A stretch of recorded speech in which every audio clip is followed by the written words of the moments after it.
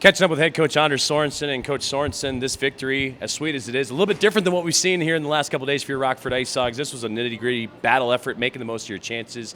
I'm sure as a coaching staff, with what you were able to accomplish here tonight, there's a lot to be proud of.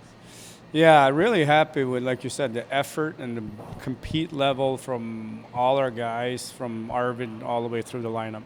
Looking at that first period, too, with the Moose, you knew this was a team playing with a lot of confidence themselves after a 9-game point streak.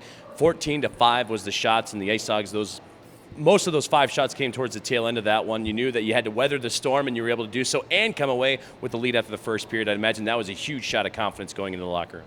Yeah, no, absolutely. But we knew it was going to be a 60-minute game in terms of they're going to have a push, and I thought we did a good job overall. But like you said, after the first, we're happy in the situation we're in, but we knew it was a lot of hockey left.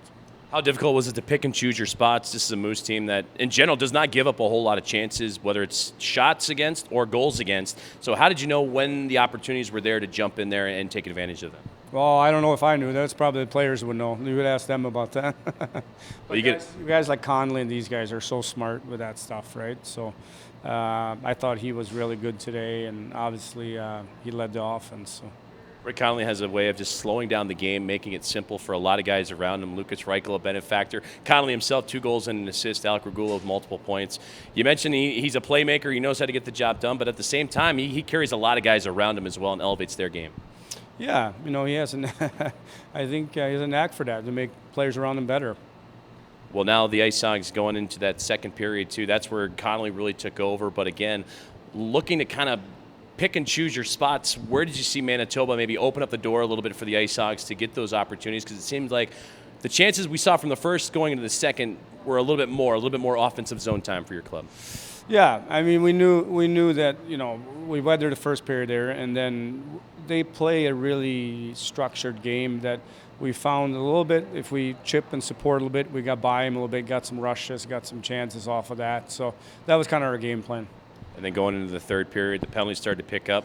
And even though we don't have access to the stats, it seems like every time the IceHogs play 4-on-4, a goal or at least a couple of great scoring chances happen. Tonight, Brett Connolly sets up Lucas Reichel. What is it about 4-on-4 hockey that seems to bring out some of the more creative plays for your team to create offense? Well, I think you just said it. The creative players, there's a little bit more ice out there to work with. So, that was a really nice play from behind the net, and Lucas was smart enough to find a little soft area. So.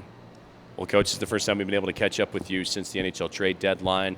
As far as how it impacted the IceHogs, a little quiet. We saw Colin Dealey go up to the Chicago Blackhawks, and Kyle Davidson, the GM for the Blackhawks, said that Arvid Soderblom's going to get the lion's share of the games here with Rockford.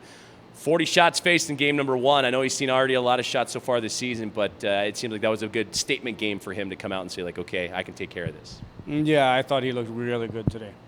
Now you turn your attention to the Iowa Wild. This is a Wild team that's slidden down the Central Division standings a little bit. They currently sit in 7th. They're not too far back, though. What do you expect from them, especially going to Des Moines, a building that's been very difficult for the IceHogs here lately? Yeah, no, it's a desperate hockey team we're playing, right? They want to climb back in this playoff race, so we know we have to be on our toes right off the hop here on Friday night. You got some experience with that. You saw Grand Rapids and Milwaukee, similar situations chasing the IceHogs. You just took out the second-place team in Manitoba. If you look at these 3 games, package it up, what did you like the most that you want to have carry over into Friday night? Well, I think, like we said earlier, our compete level and our willingness to stick together as a group was really good.